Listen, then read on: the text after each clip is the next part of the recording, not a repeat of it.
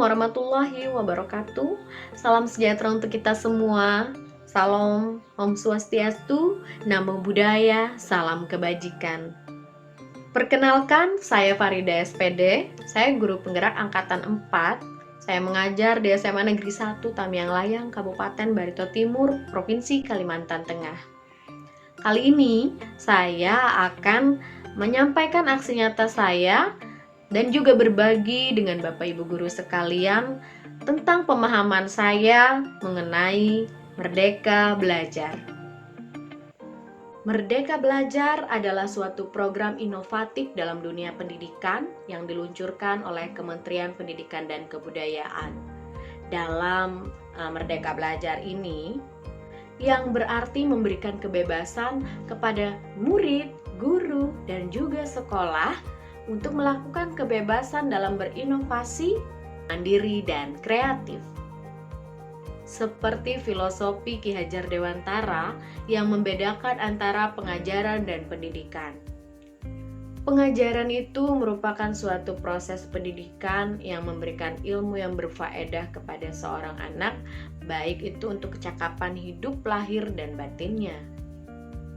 Sedangkan pendidikan yaitu memberikan tuntunan terhadap anak atau murid itu sesuai dengan kodratnya, agar anak mampu mencapai suatu keselamatan dan juga kebahagiaan setinggi-tingginya, baik sebagai seorang manusia maupun sebagai anggota masyarakat.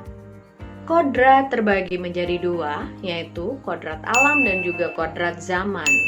Kodrat alam adalah keadaan anak di mana dia sejak lahir itu sudah dipengaruhi oleh kultur budaya dan juga lingkungan tempat anak itu tinggal. Sedangkan kodrat zaman merupakan perubahan yang terus bergulir dari waktu ke waktu, baik itu semakin maju dan juga berkembang. Maka dari itu, Bapak dan Ibu guru yang hebat, kita sebagai pendidik perlu mengikuti perubahan zaman ini sehingga dapat memberikan pendidikan yang terbaik untuk murid kita. Dengan mengetahui adanya kodrat keadaan dalam dunia pendidikan ini, maka akan menambah wawasan kita sebagai pendidik. Nah, bagaimana perubahan yang saya alami dalam memahami modul ini? Sebagai wujud aksi nyata saya dalam memahami modul topik ini, saya berkolaborasi dengan kepala sekolah, pengawas sekolah, dan juga rekan guru beserta dengan murid-murid yang ada di sekolah, sehingga terlaksananya workshop atau in-house training tentang pembelajaran berdiferensiasi. Saya menjadi narasumber untuk saling berbagi pengalaman bersama rekan guru yang ada di sekolah pada kegiatan workshop pembelajaran berdiferensiasi ini. Sehingga melalui aksi nyata ini, saya menjadi semakin percaya diri dengan peran saya sebagai pemimpin pembelajaran. Pendidikan adalah suatu proses yang tidak diam. Dia akan terus berkembang dan juga berubah sesuai dengan kondisi zaman dan juga kondisi murid. Berdasarkan konteks perubahan zaman yang semakin maju dan berkembang ini, murid pun saya ajak untuk mengenal berbagai macam informasi melalui media digital. Oleh sebab itu, pembelajaran dengan berbasis digital ini tentu saja akan mempermudah murid dalam menemukan passion serta bakat dan minatnya. Saya pun memahami adanya asas trikon yang dikenal oleh Bapak Ki Hajar Dewantara, di mana asas trikon ini terdiri dari 3 asas kon, yaitu continue, konvergen, dan konsentris. 1. Continue. Continue artinya pengembangan yang dilakukan secara terus-menerus. Misalnya kegiatan pembelajaran praktik menulis puisi di kelas. Tentu saja outputnya tidak hanya sampai di situ saja. Sekolah bisa melaksanakan kegiatan bulan bahasa, khususnya mengadakan lomba membaca puisi dari tulisan cipta karya puisi murid. Dalam hal ini, semangat murid untuk membaca dan menulis puisi akan semakin meningkat karena kegiatan ini terus berkesinambungan dilakukan. 2. Konvergen. Artinya, pengembangan yang dilakukan itu tidak hanya mengambil referensinya dari dalam saja, melainkan bisa dari luar, bahkan dari luar negeri.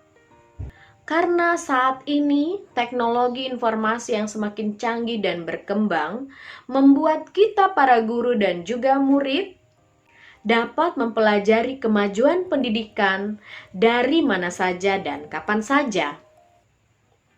Kemudian, peran saya di sini adalah sebagai fasilitator yang akan menuntun dan juga membina murid saya untuk memfilter informasi-informasi yang bermanfaat melalui internet. Dan yang ketiga, konsentris. Artinya, pengembangan pendidikan harus tetap berdasarkan oleh kepribadian bangsa kita sendiri. Karena tujuan utama pendidikan adalah menuntun tumbuh kembang anak secara maksimal sesuai dengan kepribadian dan kebudayaannya sendiri. Oleh sebab itu, meskipun Ki Hajar Dewantara menganjurkan kita untuk mempelajari kemajuan dari bangsa lain, namun semua itu ditempatkan secara konsentris dengan karakter budaya kita sebagai pusatnya.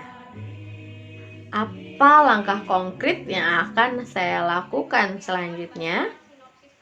Saya akan terus konsisten untuk belajar mengembangkan diri agar membuat pembelajaran dengan media inovasi yang menarik sesuai dengan perkembangan zaman.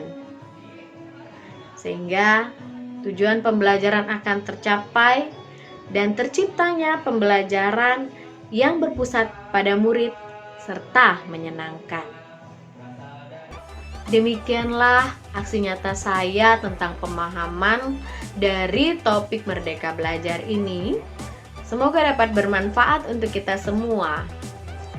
Saya mohon maaf apabila ada hal-hal yang tidak berkenan di hati Bapak Ibu guru sekalian. Akhir kata, wassalamualaikum warahmatullahi wabarakatuh. Merdeka Belajar, salam bahagia.